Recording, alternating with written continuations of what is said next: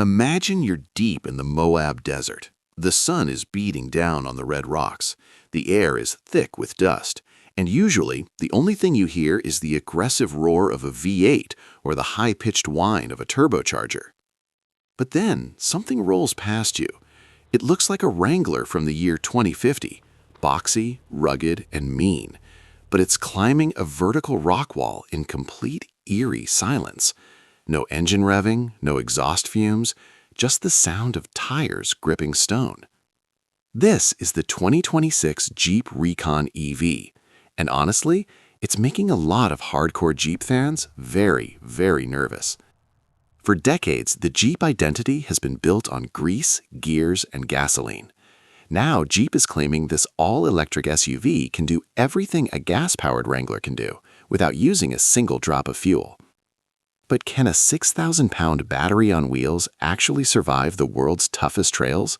Or is this just a $65,000 mall crawler wearing a rugged costume? Today, we're tearing apart the specs, the secrets, and the massive risks Jeep is taking with this machine.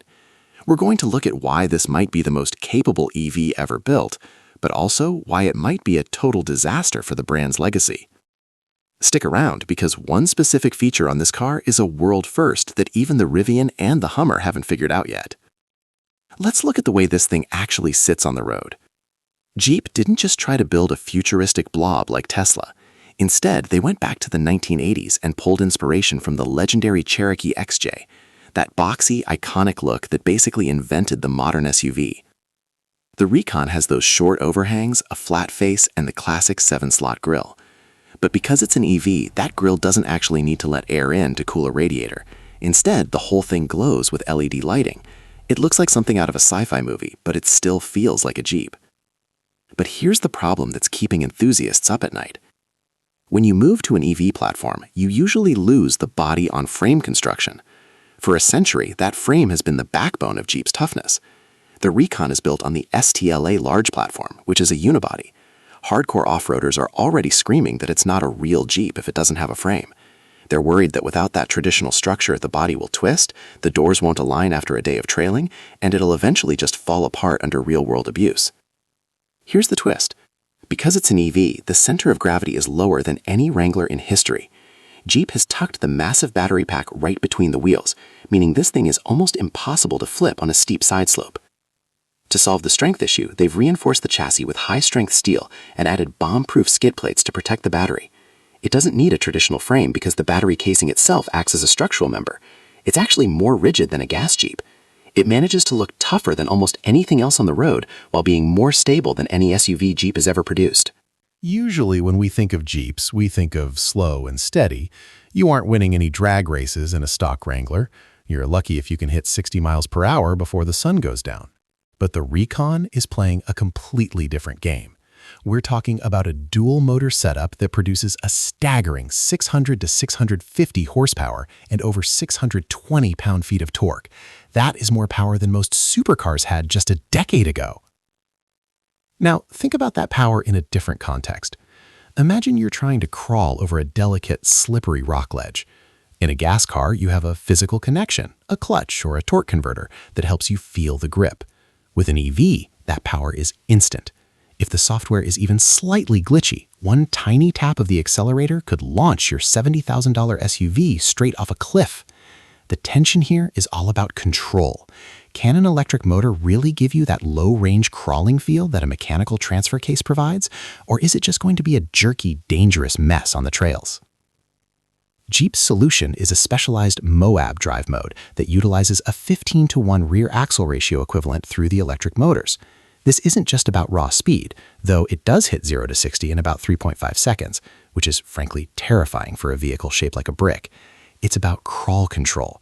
The Recon uses incredibly precise software to mimic a locking differential, sending power to the exact wheel that has traction with millisecond accuracy.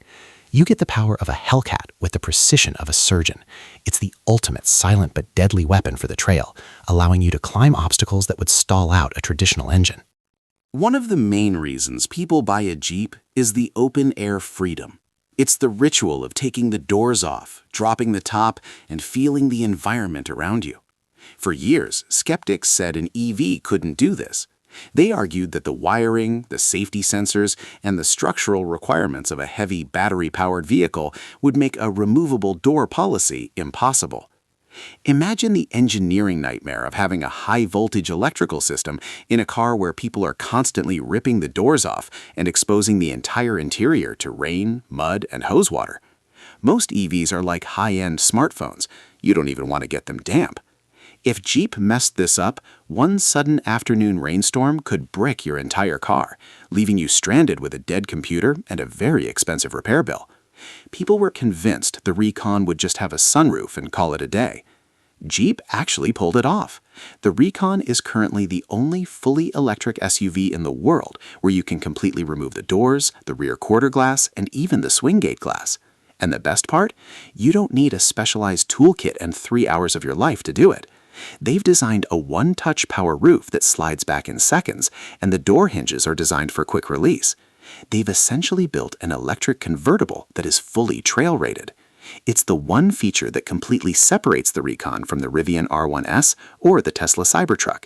It's not just a car, it's an experience that no other EV manufacturer has dared to try yet. Jeep has a badge they call trail-rated. To earn it, a vehicle has to pass brutal tests in 5 categories: traction, water fording, maneuverability, articulation, and ground clearance.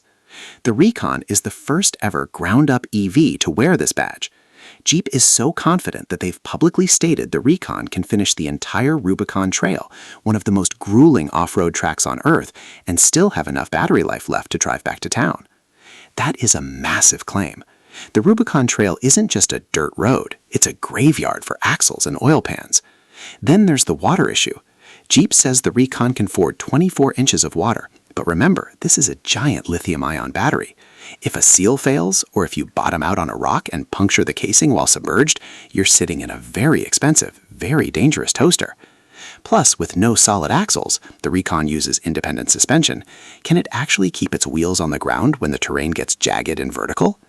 Jeep engineers used a secret sauce here, an electronic locking rear differential, and a sophisticated traction management system called Selec-Terrain. While it might not have the extreme flex of a Wrangler with solid axles, the instant torque from the electric motors compensates by floating over obstacles rather than digging into them. As for the battery, it's encased in a military-grade, waterproof armored shell. They've spent years testing this in the Moab Desert and the freezing woods of Michigan. The result is a vehicle that is more capable than 99% of the SUVs on the market today, proving that you don't need old-school mechanical parts to be a world-class off-roader. We have to talk about the elephant in the room: range. Jeep is targeting a range of about 250 to 300 miles on a full charge from its 100 kilowatt-hour battery pack. On paper, for a daily driver, that sounds perfectly fine. Most people don't drive more than 40 miles a day. But Jeeps aren't meant for most people. They are meant for the middle of nowhere. If you are 50 miles deep into a national forest, crawling over rocks at 3 miles per hour, which actually drains an EV battery surprisingly fast, and you see that low battery light flash, you are in serious trouble. You can't just carry a 5-gallon jerry can of electricity to pour into the tank. This range anxiety is the #1 thing stopping Jeep traditionalists from even considering an EV.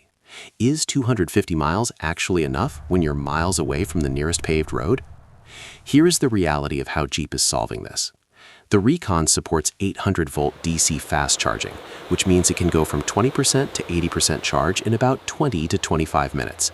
But the real game changer is that Jeep is literally installing solar-powered charging stations at the trailheads of the most popular off-road spots across North America. Is it as convenient as a gas station yet? No.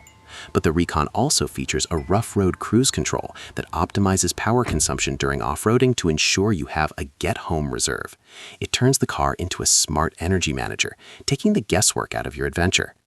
When you step inside the Recon, you realize immediately that this isn't your grandfather's CJ5. It's dominated by a massive 14.5-inch screen running the latest Uconnect 5 system. It's sleek, it's fast, and looks like a high-end luxury cockpit.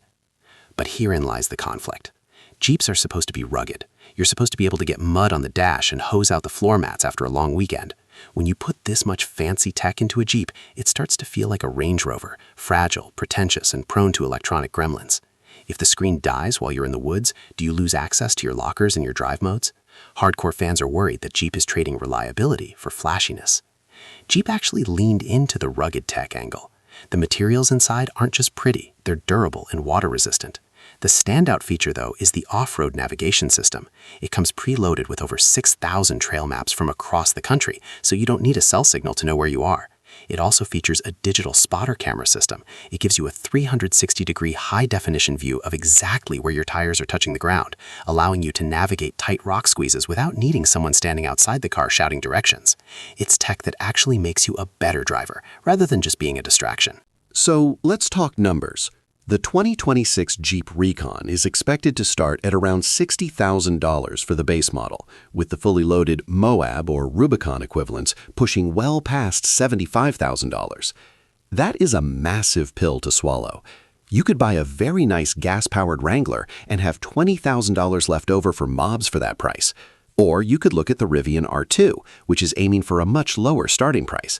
If Jeep prices the Recon too high, they risk becoming a boutique brand for wealthy city dwellers rather than the vehicle of choice for the outdoor community.